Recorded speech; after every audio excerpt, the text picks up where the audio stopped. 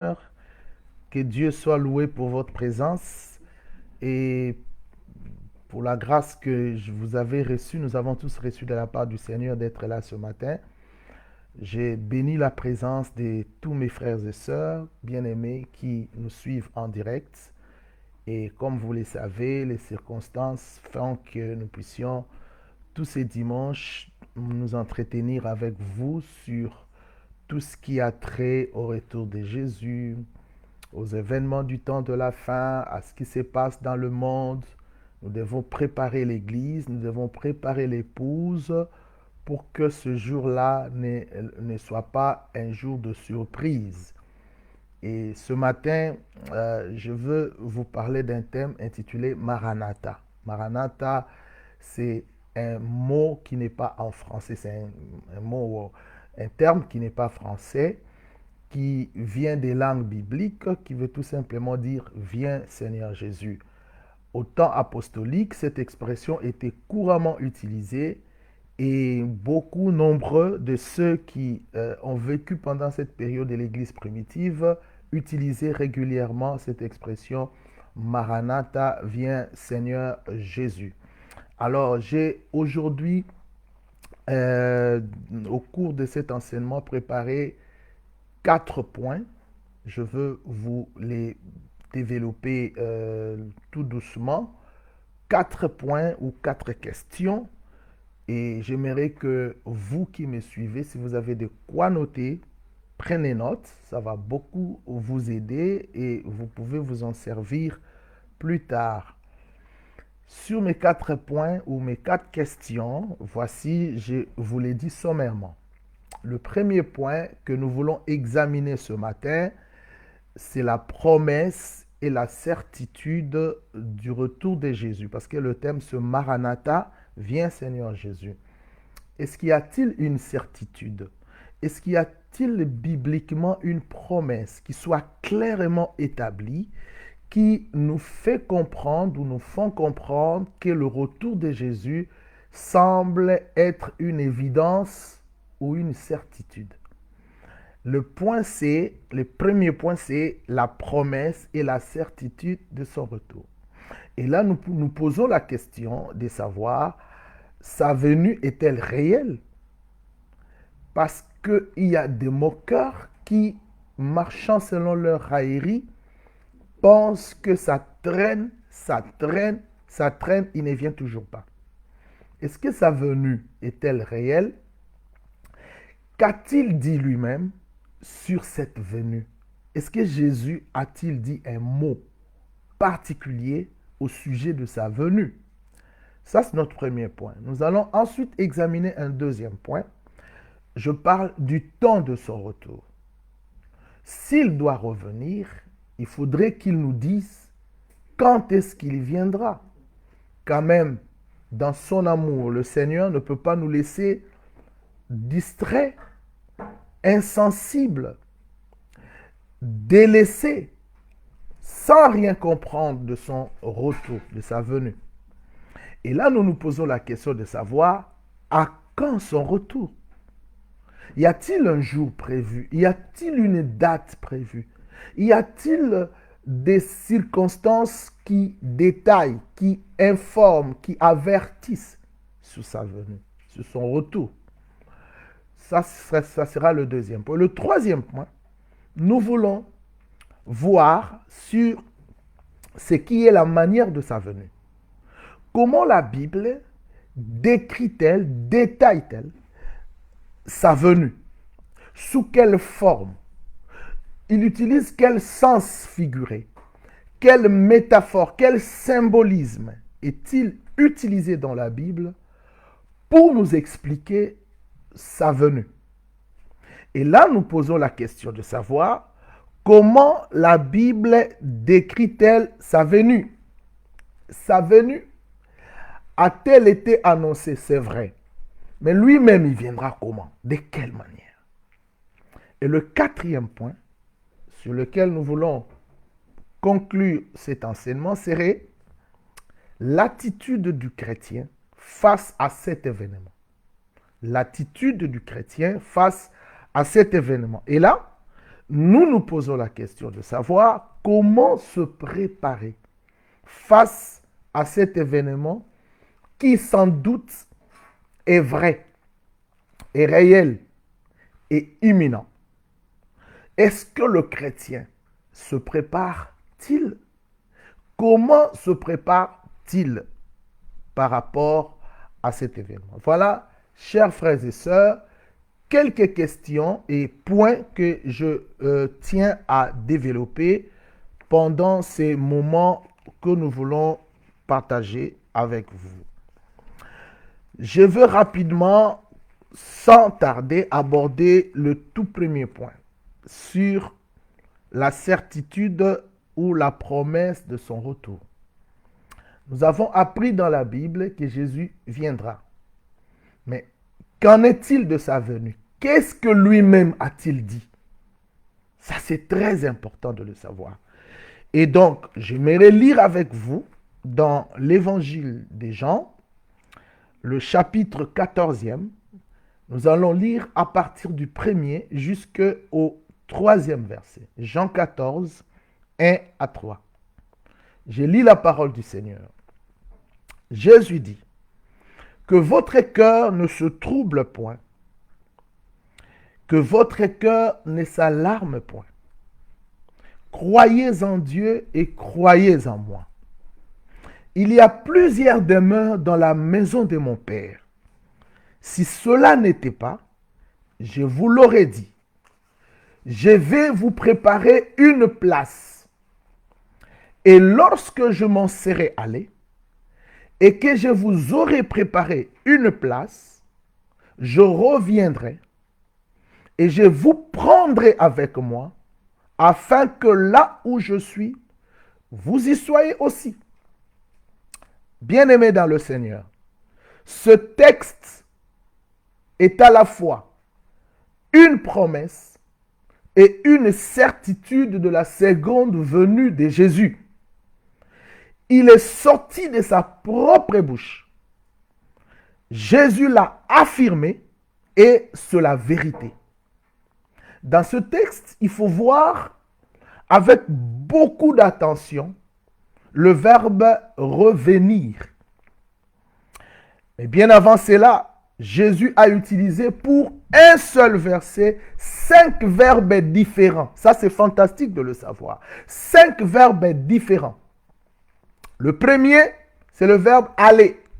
Il est avec ses disciples, il dit, lorsque je m'en serai allé, il utilise le verbe partir. Lui doit partir. À cette époque, il était sur la terre. Il devrait quitter la terre et rentrer vers son Père. Il utilise le verbe aller. Lorsque je m'en serai allé, premier verbe.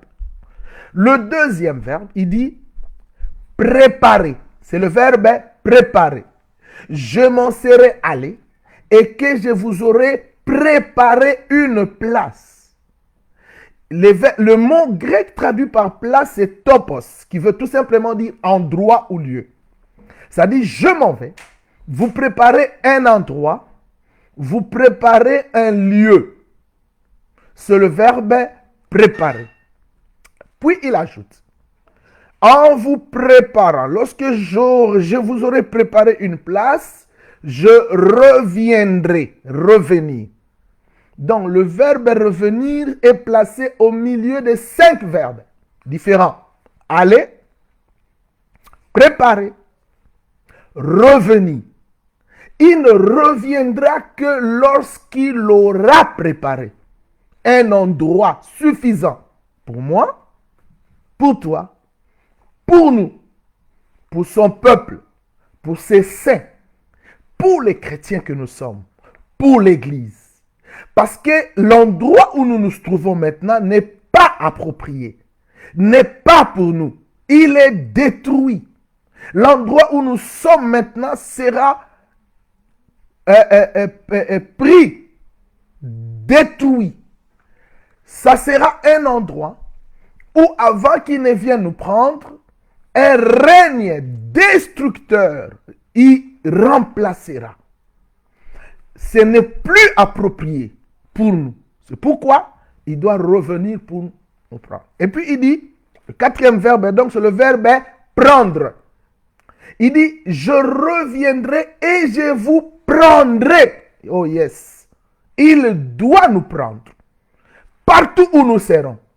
En Amérique, en Afrique, en Asie, en Europe, en Océanie, nous avons la promesse selon laquelle le Fils de Dieu reviendra pour nous prendre, pour nous chercher. On reviendra, il nous prendra et puis nous serons avec lui. Le cinquième et le dernier verbe, c'est le verbe être. Il dit, afin que là où je suis, vous y soyez aussi. Longtemps, physiquement, nous étions séparés avec lui. Nous sommes avec lui spirituellement. Il est en nous par le Saint-Esprit. Mais il faudrait qu'il nous prenne pour que nous soyons avec lui. Nous le voyons, nous les vivons. Si possible, nous les touchons. Nous serons avec lui. Voici les 5 verbes contenus dans un seul texte qui est lié ou qui sont liés et à la promesse et à la certitude de sa venue. D'abord, il parle de verbe aller, lui devrait partir. Il parle du verbe préparer, il devait nous préparer un endroit. Il parle du verbe revenir, il doit revenir nous chercher. Il parle de verbe prendre, en revenant, il nous prendra. Et il parle de verbe être, en nous prenant, nous serons avec lui. C'est merveilleux. C'est fantastique. Fortifiez-vous, bien-aimés, par ces paroles, malgré ce que vous vivez, le temps difficile, le jour horrible, des problèmes sans fin. Soyez-en rassurés, soyez-en fortifiés. Il a dit lui-même, ce n'est pas la parole sortie de la bouche d'un apôtre, ni d'un prophète, mais de lui-même, le Seigneur de gloire. Il nous a fortifiés, il nous a rassurés, il nous a convaincus, il nous a persuadés qu'il viendra nous chercher et nous ramener sur les lieux préparés, à l'endroit qu'il a préparé pour toi et pour moi. Qui suis-je, frères et sœurs, pour que moi, un simple homme, qu'il me soit préparé une place? Qui es-tu, frères et sœurs, pour que toi, pauvre homme, qu'il te soit préparé une place? Les places qui sont préparées, ce ne sont des places que préparées pour ceux dont le nom est inscrit dans le livre des vies. Si ton nom est écrit, cette place est préparée pour toi, puisque je pense, je crois, qu'à chaque place sera placé un nom. Le nom de celui qui mérite la place, pour qui la place a été préparée. Si tu as le nom écrit dans ce livre, tu as une place à côté de Jésus, une place avec Jésus, une place là où Jésus est présent, une place propre pour toi. C'est fantastique, c'est fabuleux, c'est merveilleux. J'y crois fermement. Croyez aussi avec moi. Il a dit, je reviendrai. Il est essentiel de comprendre que ce retour est vrai. Ce retour n'est pas un mythe. Ce retour n'est pas une fantaisie. Ce retour n'est pas une chimérie. Ce retour n'est pas une utopie. C'est un vrai retour. C'est un vrai retour. Une vraie venue. Il revient. Il reviendra. Soyez sur vos gardes. Bien-aimés, à côté du fait que Jésus nous a rassurés qu'il revient nous chercher et nous placer sur des lieux sûrs qu'il a lui-même préparés, que je ne connais pas, que tu ne connais pas, que lui connaît et que nous découvrirons ensemble ce jour-là. Je m'en vais maintenant aborder mon deuxième point. Le deuxième point, il est clair, c'est le temps de son retour. Et là, je réponds à la question, à quand son retour? C'est vrai, nous avons la certitude, nous avons l'assurance, nous avons la promesse. c'est réel, c'est véritable. Mais la question que je mérite répondre, il vient, mais Seigneur, quand viendras-tu? Quel jour tu viendras? Nous sommes en l'an 2020. Va-t-il venir en l'an 2021? Je ne sais pas. Va-t-il venir aujourd'hui, dimanche? Je ne sais pas. Va-t-il venir au mois prochain de décembre qui commence bientôt? Je ne sais pas. Dans 5 ans? Dans 10 ans? Je ne sais pas. Mais que dit l'Écriture? Que disent les Écritures? Que dit la Bible au sujet de cette venue qui semble effectivement être imminente? Que dit-il? Si nous avons l'assurance de son retour, nous ne connaissons cependant pas le temps où cela va se réaliser. C'est un mystère pour les humains. Parce que la parole dit ceci dans Matthieu chapitre 24, le verset 36 et le verset 41. Matthieu chapitre 24, verset 26 et 41. La parole dit, pour ce qui est du jour et de l'heure, personne ne le sait. Ni les anges dans les cieux, ni le Fils, mais le Père seul. Ça, c'est Jésus qui parle. Il dit, oui, peut-être vous aurez besoin de savoir le jour. Peut-être vous serez attiré de comprendre l'heure. Mais voici ce que j'ai à vous dire. Voici l'information que j'ai apportée à votre connaissance. Pour ce qui est du jour, pour ce qui est de l'heure, frères et sœurs, personne ne le sait. Les anges ne le savent pas. Le Fils lui-même, il ne le sait pas. Il dit, cela revient à l'autorité du Père seul de savoir exactement le jour, exactement l'heure. D'ailleurs, souvent quand je parle de ce verset, je me dis toujours, avec la variation de fuseaux horaires à travers les 4 coins de la planète, si Jésus semblait donner l'heure de sa venue, puisque l'heure,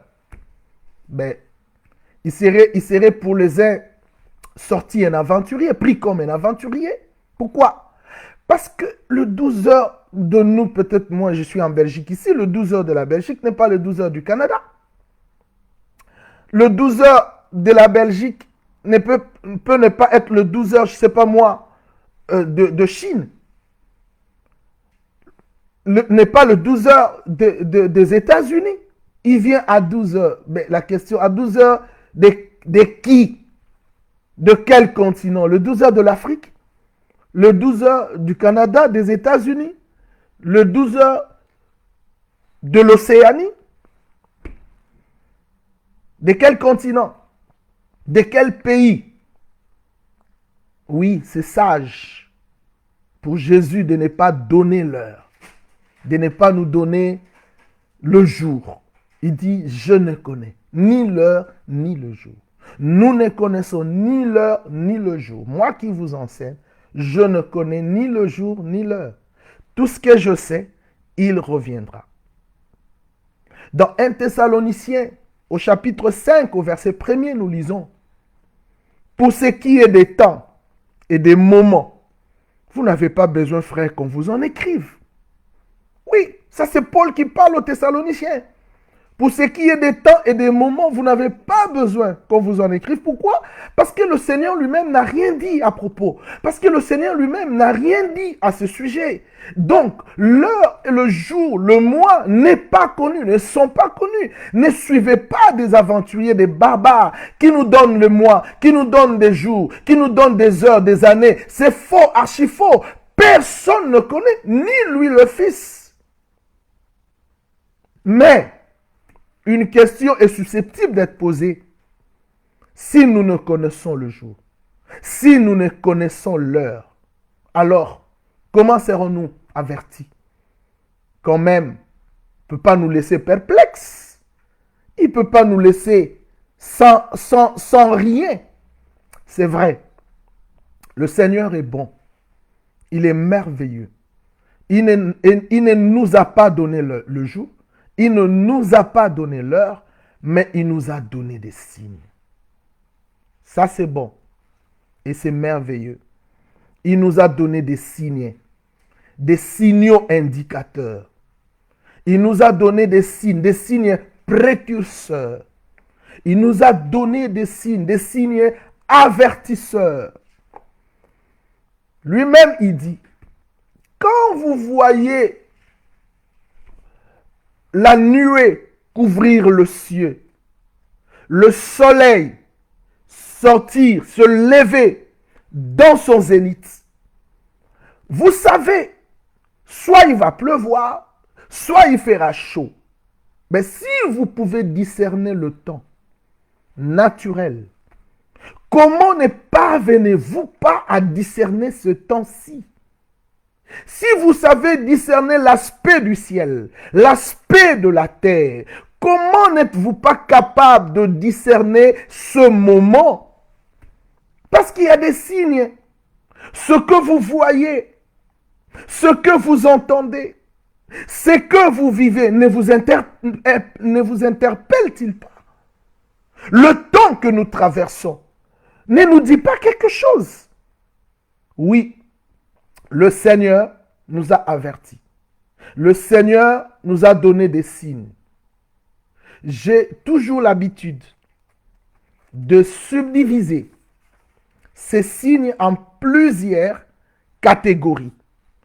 J'en ai pris dans ma subdivision 5 catégories. Je voudrais vous les donner rapidement. Je parle de la catégorie des signes que j'appelle religieux ou spirituels. C'est-à-dire, Jésus ne nous a pas donné l'heure, mais il nous a donné des signes qui peuvent nous avertir de sa venue. Et parmi la première catégorie, je parle des signes religieux tels que la déchristianisation de la société actuelle, c'est-à-dire Christ n'a plus de place, la sécularisation, la laïcité qui bat son plein. Il y a des signes religieux aussi comme l'occultisme et le spiritisme qui prend de l'ampleur, les expériences mystiques pour le jeune qui de plus en plus deviennent monnaie courante, la satanisation et la luciférisation de la société. Mais il y a aussi l'aspect positif des signes religieux. L'évangélisation mondiale. Lorsque la bonne nouvelle sera prêchée partout dans le monde entier, il servira de témoin à toutes les nations. La mission mondiale. Ça aussi, ce sont des signes du point de vue religieux, du point de vue spirituel. Nous pouvons aussi parler de signes comme le système, Jésus parle le mystère de l'iniquité comme signe religieux qui viendra, l'abandon de la foi qui va s'opérer, les gens vont abandonner la foi, les gens vont se laisser aller dans la distraction, signe religieux. Il y a une deuxième catégorie de signes socio-économiques qui parle de crise économique, la famine, qui parle de la pauvreté, qui parle des sécheresses, qui parle des épidémies, des pandémies. C'est le signe socio-économique. Il y a la troisième catégorie, les signes immoraux, la montée de l'immoralité. Tout ce qui a pédophilie, sodomie, meurtre, cruauté, déviation sexuelle, montée de la dépravation de mœurs, l'homosexualité, le lesbianisme, tous ces signes, Jésus en a parlé, sont des signes du temps de la fin, la montée de la sexualité, pudicité, hédonisme, tout ce qui est lié au divorce, à l'adultère. C'est des signes avant-coureurs de l'avènement du Seigneur. Il y a des signes, la troisième catégorie, politique. La mondialisation ou la globalisation. Le nouvel ordre mondial. Les guerres, les terrorismes, la montée de la grande Babylone, l'antichrist, la marque de la bête, ce sont le contrôle total de Big Brother, le grand frère. Comme disent les Italiens, grande fratello. Ce sont des signes, c'est le contrôle total. Et tous ces signes sont ramenés dans le plan politique. Et cinquième catégorie finalement, c'est des signes naturels. Des signes écologiques, le changement climatique, des inondations, tremblements de terre, catastrophes naturelles, tsunamis, tempêtes, séismes, montée des eaux, effondrement des glaces, modification de la couche d'ozone, des canicules, des montées des températures, etc. Jésus a dit, quand vous verrez ces choses se dessiner, faites attention, car le Fils de l'homme apocalyptique est proche à la porte. Il ne nous a pas donné l'heure, mais voilà des signes qu'il nous a laissés. Les évangiles en parlent, des épîtres en parlent, les prophètes dans l'Ancien Testament en parlent. Nous sommes au moment où nous voyons ces signes, nous vivons ces signes, alors faisons très attention. Il est proche. Ça, c'est le deuxième point que j'ai voulu vous proposer sur le temps. À quand sa venue? À quand son apparition? J'aborde maintenant un troisième point que j'intitule la manière de sa venue. Et là, je réponds à une question. Comment la Bible décrit-elle sa venue? Comment la Bible décrit-elle sa venue? La Bible parle d'une venue soudaine. Écoutez-moi, suivez-moi attentivement, frères et sœurs. La Bible parle d'une venue soudaine en utilisant une expression au sens figuré. Un mot au sens figuré. Celui d'un voleur. Jésus n'est pas le voleur. Mais la manière de venir du voleur sera également la manière de venir de Jésus.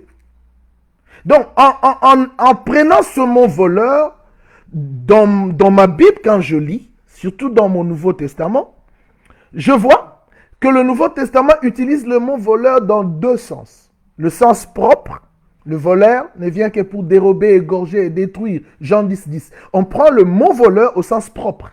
Là, dans ce texte précis, les voleurs symbolisent le diable. Mais il y a un autre aspect où la Bible utilise le même mot voleur, mais au sens figuré, au sens symbolique.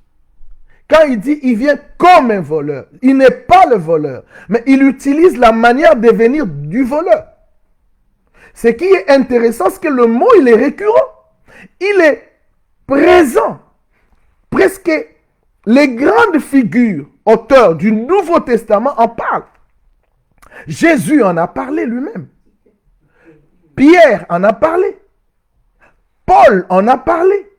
Jean aussi en a parlé. C'est intéressant de le savoir. Alors prenez note. C'est important.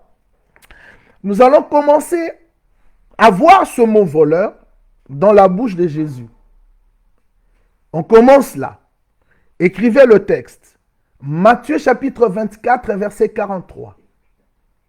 Matthieu 24, 43. Et Luc 19, verset 39. Matthieu 24, 43, Luc 12, excusez-moi, sorry. Luc 12, 39. Luc 12, 39. Voilà, j'ai lu. Matthieu 24, 43. Jésus dit, sachez-le bien. Si le maître de la maison savait à quelle heure de la nuit le voleur doit venir, il veillerait et ne laisserait pas percer sa maison. C'est intéressant. Jésus parle du voleur qui devrait venir. Le maître de la maison, c'est le propriétaire de la maison, c'est le père. Chaque maison a un chef. Le père de la maison, s'il sait À quelle heure de la nuit le voleur viendrait? C'est comme à une époque, dans mon pays au Congo, à Kinshasa, où les voleurs laissaient un message pour dire, messieurs, tel jour, nous viendrons et nous allons voler chez toi. J'imagine quand un voleur averti, on serait prêt pour pouvoir protéger la maison et les biens qui s'y trouvent. Mais Jésus dit, si les maîtres savaient de la maison, savaient à quelle veille de la nuit vient le voleur, ils veilleraient. C'est-à-dire, sa venue est comparée à celui d'un voleur. Maintenant, comme nous ne savons pas à quelle heure viendra le voleur, alors soyons attentifs. Le deuxième texte dit, sachez-le bien, si les maîtres de la maison savaient à quelle heure le voleur doit venir, ils veilleraient. En fait, c'est le même verset, mais il y a seulement changement, veille de la nuit et à quelle heure. Le voleur vient sans prévenir. Le voleur vient de manière brusque. Et donc, on compare la venue du voleur à la venue de Jésus. Très intéressant. Ça, c'est Jésus. Voyons-en chez les apôtres. Le premier apôtre que j'ai consulté, c'est Paul. J'ai lu Paul. Il a utilisé, et d'ailleurs tous les apôtres, ils ont utilisé une particule de comparaison. Comme. Comme en français, ou veut dire de la même manière. C'est une particule de comparaison. Il compare deux objets, deux sujets, deux pensées, deux personnes, deux réalités. Alors, Paul dit dans 1 Thessaloniciens 5, verset 2 et verset 4. 1 Thessaloniciens chapitre 5, au 2e et au 4e verset. Il dit ceci. Car vous savez bien vous-même que que le jour du Seigneur viendra comme un voleur. Que le jour du Seigneur viendra comme un voleur dans la nuit. Il ne vient pas dans la nuit, mais il vient comme un voleur qui vient dans la nuit. D'accord?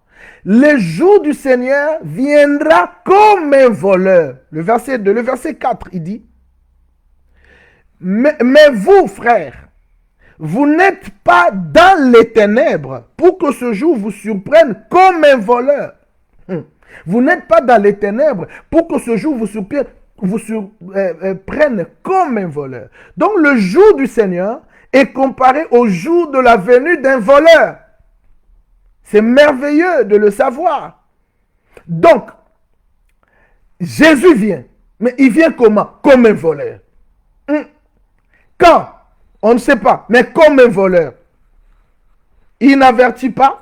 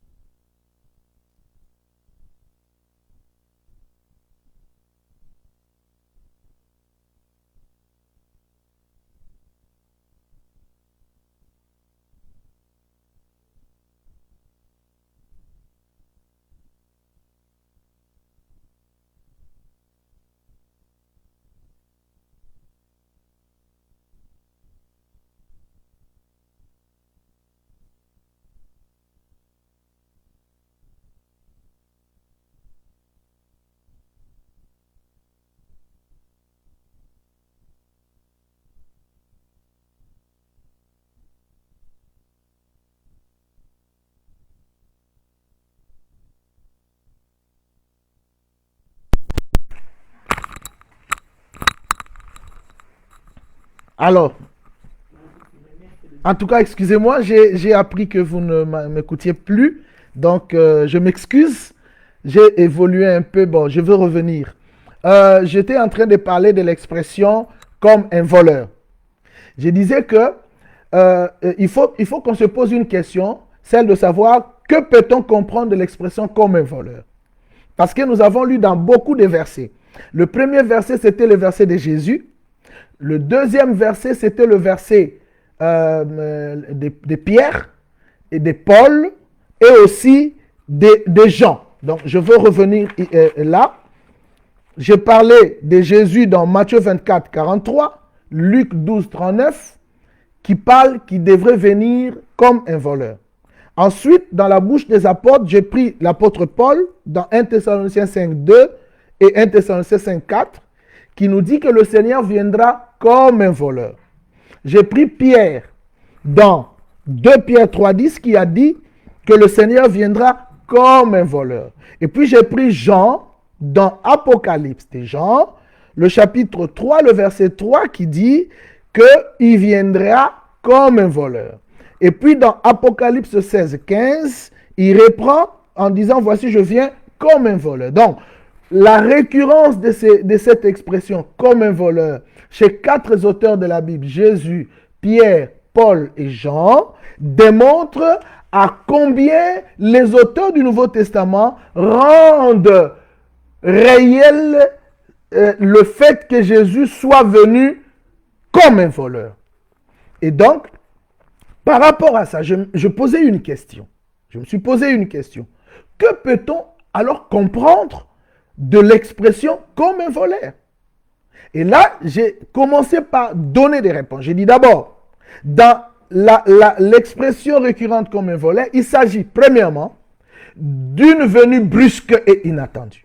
Ce qu'il nous faut comprendre dans l'expression comme un voleur, que le maître viendra de manière inattendue. Aujourd'hui, demain, après-demain, je ne sais pas, mais de manière inattendue et brusque. Personne ne comprendra ou ne saura. Donc, c'est brusque, inattendu, sans signaler à proprement parler sa venue soudaine. Non. Brusque. Deuxième chose que nous devons comprendre dans l'expression comme un voleur, en réalité, lorsqu'un voleur veut venir, lui, il sait qu'il doit venir et il se prépare. Mais c'est lui qui subit son action, c'est-à-dire là où il doit venir, il ne sait pas. Et il est dans l'impréparation. Ce qui nous amène à dire, pour nous qui avons la promesse de Jésus qui vient comme un voleur, nous devons prêter attention aux signaux pour que ce jour-là ne nous surprenne pas. Troisième chose que nous devons comprendre par la question, que peut-on comprendre de l'expression comme un voleur? Dans l'expression comme un voleur, souvent on associe les temps. Il dit comme un voleur dans la nuit, comme un voleur dans la nuit. Je ne dis pas que Jésus viendra dans la nuit, enfin la nuit, nuit au sens propre. Mais je peux comprendre que Jésus viendra dans la nuit au sens figuré. De la même manière, on a utilisé l'expression comme un voleur au sens figuré. La nuit est aussi prise au sens figuré, c'est-à-dire en un temps où les gens ne sont pas dans l'attitude de veiller, en un temps où les ténèbres, va régner, en un temps où l'immoralité, le mal va remonter à la surface, en un temps où sur tous les territoires terriens, les ténèbres régneront. La nuit fera apparaître ces éléments. Donc, cela veut tout simplement dire que l'heure à laquelle vient le voleur, c'est l'heure à laquelle personne n'y prête attention. Où tout le monde demeure inoffensif. C'est donc l'heure du sommeil. Jésus vient en un temps où les gens seront dans le sommeil. Jésus vient en un temps où les gens seront dans la distraction. Ils ne pourront plus prêter attention à son avènement et lui, il va venir. La Bible dit, il y vient comme un voleur. C'est important. C'est intéressant. Donc, Le troisième point que j'avais traité, c'était la manière. Je veux maintenant aller au tout dernier point, à mon dernier point, le quatrième point. Le quatrième point, j'ai dit, quelle doit être l'attitude du chrétien face à cet événement? Je l'ai intitulé l'attitude du chrétien face à cet événement, face à la venue du Seigneur. Comment se préparer face à l'apparition, à la venue de Jésus, à la révélation de Jésus? Alors, en lisant également Jésus et ses disciples, ses apôtres, ses serviteurs, ses prophètes, ses apôtres, j'ai compris aussi un certain nombre d'expressions qu'ils ont pu formuler. Les chrétiens doivent être prêts. Pourquoi? Parce qu'ils ne connaissent ni le jour ni l'heure de l'avènement du Seigneur. Par conséquent, il doit se préparer jour après jour afin de ne pas être surpris. Puisque le Seigneur viendra comme un voleur dans la nuit sans prévenir, alors soyons sur nos gardes. Par rapport à l'attitude du chrétien, quelles sont les expressions et les termes associés qui sont utilisés dans la Bible à ce propos? La plupart des auteurs de la Bible, bien-aimés, surtout dans le Nouveau Testament, utilisent les expressions et les termes suivants. Veillez. Une expression, un terme. Veillez. D'autres utilisent veillez et priez. Veillez et priez. D'autres vont plus loin. Soyez prêts. Soyons prêts. Et pour certains, soyons sobres. Soyons sobres. Voici les 4 termes ou expressions qui sont souvent utilisés dans le Nouveau Testament. Alors, je commence avec Jésus. Matthieu chapitre 24, versets 42 et 44. Si vous avez votre Bible, soulignez-moi le mot veiller. Matthieu 24, 42 à 44. Soulignez-moi le mot veiller, veiller. Soulignez-moi le mot veiller. En lingala, sengela. Kola late, sengela. Ne dors pas, veillez, ne dors pas. Veiller est l'opposé de dormir. Veiller est le contraire de dormir. Voici ce que la Bible dit. Veillez donc. Puisque vous ne savez pas quel jour le Seigneur viendra. Veillez.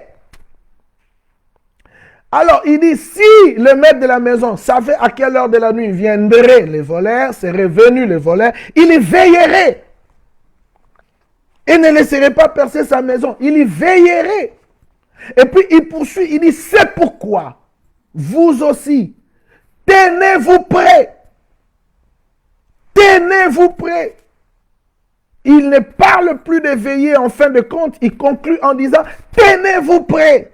Car le Fils de l'homme viendra à l'heure où vous n'y penserez pas, mes amis. Ça peut être ce matin, ce soir, cet après-midi, cette nuit. Je ne sais pas, tu ne sais pas. Ça peut être demain. Alors, comme on ne connaît pas le temps, le jour, veillez, je t'en supplie, mon frère. Veillez au travail, veillez pendant que tu es dans ta voiture. Veillez pendant que tu es dans le train, dans l'avion, en voyage. Veillez dans ta salle de bain, tu te laves, tu te baignes. Veillez au travail, je ne sais pas moi, dans les affaires. Veillez pendant que tu parles, pendant que tu regardes ta télévision. Veillez, veillez, veillez, veillez. Tenez-vous prêts. Tenez-vous prêts. Bien-aimés. Jésus finit dans Matthieu 25, verset 13. Écrivez. Matthieu chapitre 25, verset 13. Voici ce qu'il dit. Veillez donc. Veillez donc. Puisque vous ne savez ni le jour ni l'heure. Veillez donc, mes frères. Je vous en prie. Je vous en supplie. Rachetez vos temps, vos jours sont mauvais. Veillez. Regarde ton attitude, ton état spirituel, ta communion avec le Seigneur. Veille à ta relation. Veille à ta communion. Veille à ton amour. Veille à ta sanctification. Veille à ta crainte vis-à-vis de Dieu. Veille à ton obéissance à l'Éternel. Veillez, chers frères et sœurs. Et dans Matthieu chapitre 13, le verset 33, 35 et 37. Non, je Marc, excusez-moi, pas Matthieu, Marc. Marc chapitre 13. Nous sommes au verset 33, 35 et 37. Voici ce que je lis. Prenez garde, veillez et priez. Amen. On associe au verbe veiller la prière. Priez, mes amis. Priez afin que vous ne tombiez pas dans la tentation. Priez afin que ces jours ne viennent pas vous surprendre à l'improviste. Priez pour que vous ne soyez pas dans l'abondance. La Bible dit afin que ce jour vienne vous trouver dans une attitude selon laquelle vous êtes remplis, satisfaits dans l'abondance de choses de ce monde, dans l'abondance de la nourriture. Non, non, non, non, non, non. Veillez et priez. Priez, priez, priez. La nuit, priez, priez. Daniel dans l'Ancien Testament priait 3 fois. Toi et moi, dans le Nouveau Testament, nous prions combien de fois? Si dans l'Ancien Testament, l'Esprit n'était pas encore là, il priait matin, midi, soir. Daniel chapitre 6. Et toi et moi, nous prions combien de fois?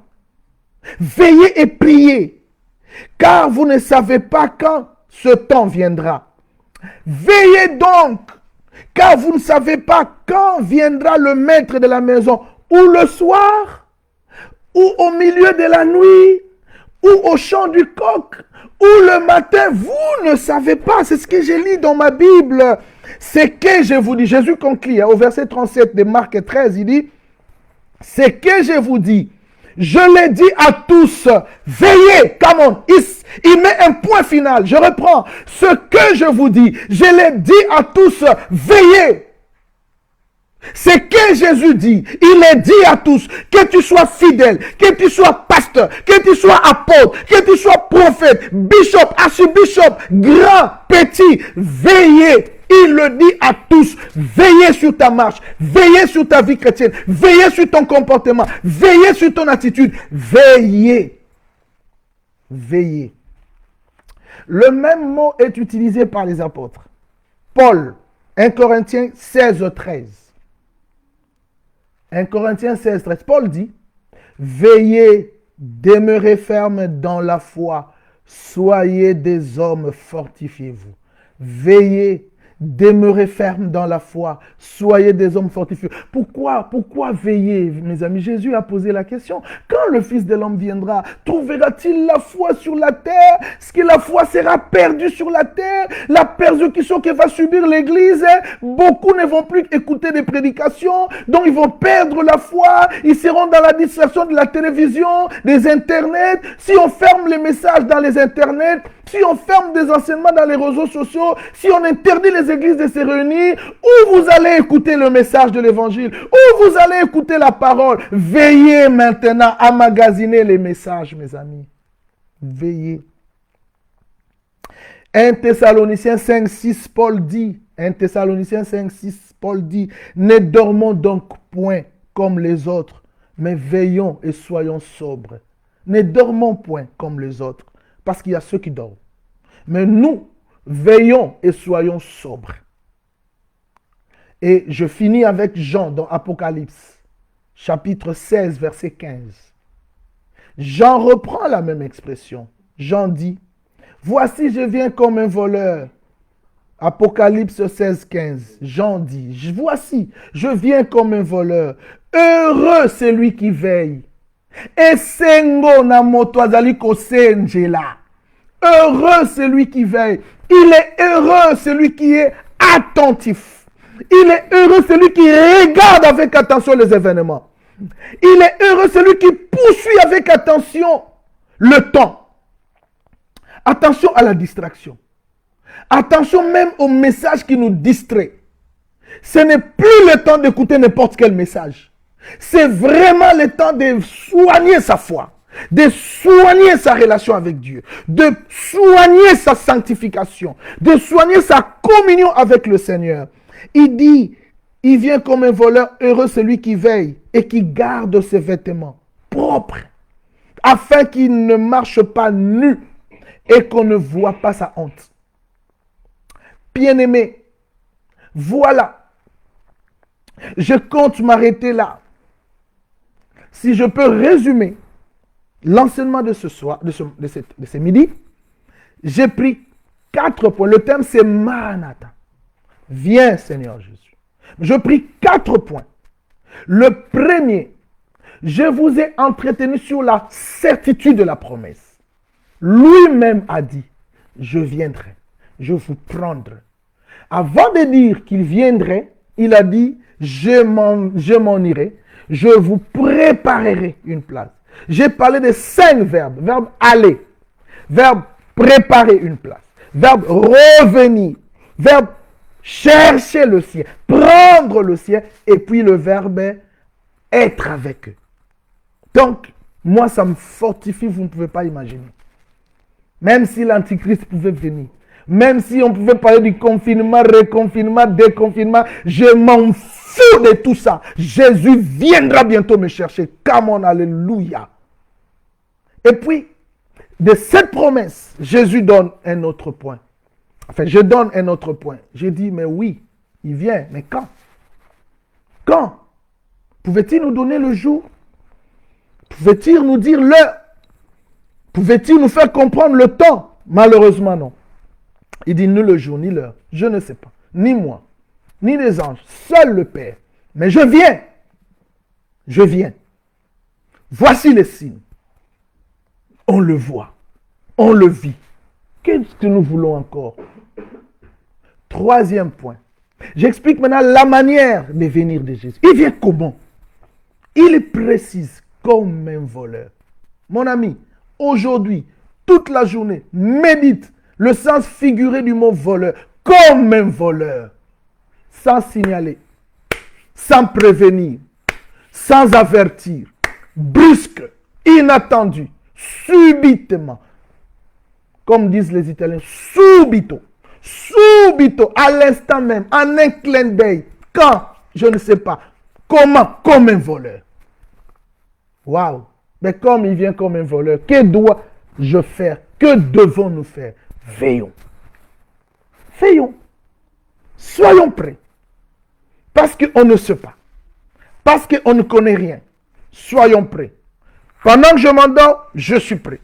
Maintenant que je vous prêche, je suis prêt. Pendant que je marche, je suis prêt. Je suis au travail, je suis prêt. Je regarde ma télé, je suis prêt. J'adore, je suis prêt. Et je dois veiller et prier. J'espère que vous êtes bénis. Vous êtes interpellés. Vous êtes rafraîchis, guéris, soignés à l'intérieur de vous-même. Que cet enseignement vous bénisse. Partagez, partagez, partagez massivement.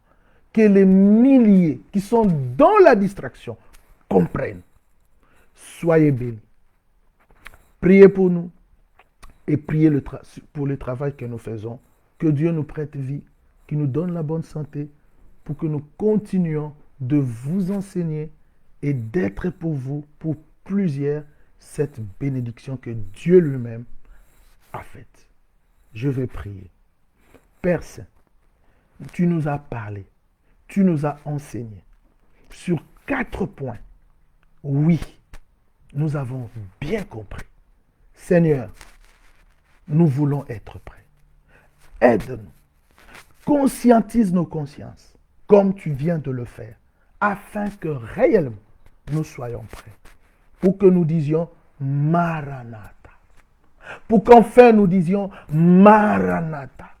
C'est les mots qui clôturent la Bible.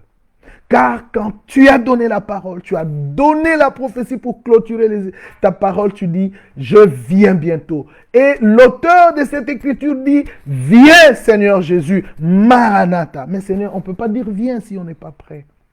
Si on ne veille pas. Aujourd'hui, nous avons compris que vraiment, tu viens comme un voleur. et nous voulons être prêts. Seigneur, aide-nous. Merci pour cet enseignement.